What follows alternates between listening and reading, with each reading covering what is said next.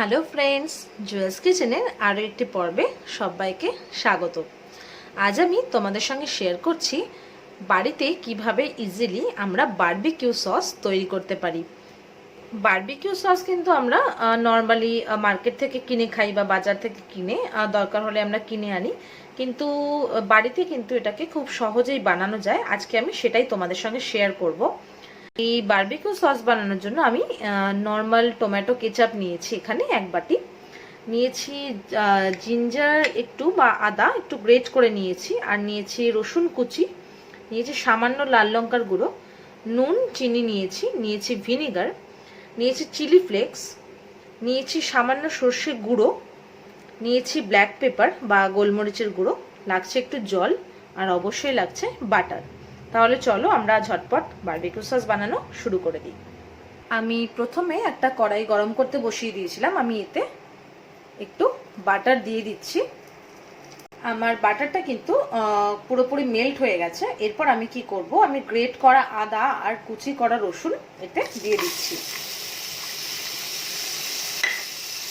আমি কিন্তু কড়াইটা লো ফ্লেমে রেখে দিয়ে তারপর এটাকে ভালো করে নাড়াচাড়া করে নেব। এরপর আমি দিয়ে দিচ্ছি লাল লঙ্কার গুঁড়ো।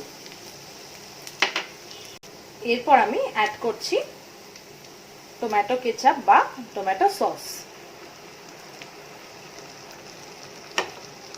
এর সঙ্গে আমি অ্যাড করে দিচ্ছি নুন আর চিনি স্বাদ মতো। আমি সমস্ত উপকরণ এবার ভালো করে মিক্স করে নিচ্ছি। আর আমাদের গ্যাসের ফ্লেমটা কিন্তু মোটামুটি লো টু মিডিয়ামে রাখবো, আমরা হাই ফ্লেমে কিন্তু করব না।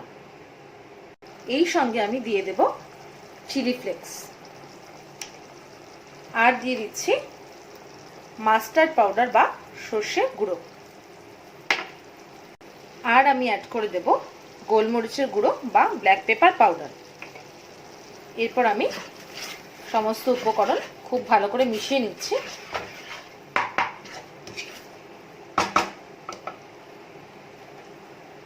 এখন আমি অ্যাড করে দেব জল। আমার সসটা কিন্তু অলমোস্ট রেডি হয়ে এসছে। আমি এখন অ্যাড করে দিচ্ছি ভিনিগার, এটা আমি 2 চামচ মতন দিয়ে দিচ্ছি। আর সসের কনসিস্টেন্সিটা কিন্তু এই টাইমেই আমাদেরকে বুঝে নিতে হবে। সস কিন্তু খুব একটা পাতলা হবে না, আবার খুব একটা ঘনও হবে না। বন্ধুরা, আমার কিন্তু সসটা একদম রেডি। আমি তোমরা জানি না কালারটা কতটা বুঝতে পারছো, বাট কালারটা একদম ভালো লাল হয়েছে। আমি এটাকে এবার গ্যাসের ফ্লেমটা অফ করে সার্ভ করে দিচ্ছি। বন্ধুরা, আমি কিন্তু সসটা একদম সার্ভ করে দিয়েছি, দেখতে পাচ্ছ। কালারটা তোমরা কতটা ভালো বুঝতে পারছো আমি সত্যি জানি না, কিন্তু কালারটা কিন্তু খুব সুন্দর একটা কালার এসছে, লাল ও লাগছে। হয়তো ফটোতে লাল অতটা লাগছে না বা ভিডিওতে লাল লাগছে না, তাও আমি বলবো যে এই সসটা কিন্তু আমরা বাড়িতেই ইজিলি বানিয়ে নিতে পারি। আমরা সবসময় তো মার্কেট যেতে অ্যাভেলেবেল থাকি না, বা এখন লকডাউনের টাইমে বুঝতেই পারছো আমরা কিন্তু সবসময় রাস্তায় একদমই বেরোবো না। তো আমরা চাইলে কিন্তু সহজেই এরকমভাবে সস বানিয়ে নিয়ে সেটাকে আমরা অনেকদিন ফ্রিজে স্টোর করে রেখে দিতে পারি। তো আমি চাইবো তোমরা যদি কেউ মানে কারোর ভিডিওটা ভালো লেগে থাকে, তোমরা অবশ্যই এই সসটা বাড়িতে বানিও, আর এটা দিয়ে অবশ্যই চিকেন বানিও।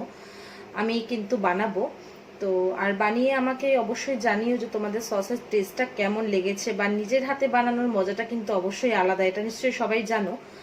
তো আমাকে কমেন্ট বক্সে জানিও তোমাদের কেমন লেগেছে, আর ভালো লাগলে অবশ্যই অন্য বন্ধুদের সঙ্গে শেয়ার করতে একদম ভুলো না। আর আমার চ্যানেলকে কিন্তু সাবস্ক্রাইব করবার বারবারের মতনই অনুরোধ রইল। অন্য কোনো দিন অন্য কোনো রেসিপির সঙ্গে আবার দেখা হবে। ততক্ষণ সবাই ভালো থেকো, সবাই সুস্থ থেকো। Thank you.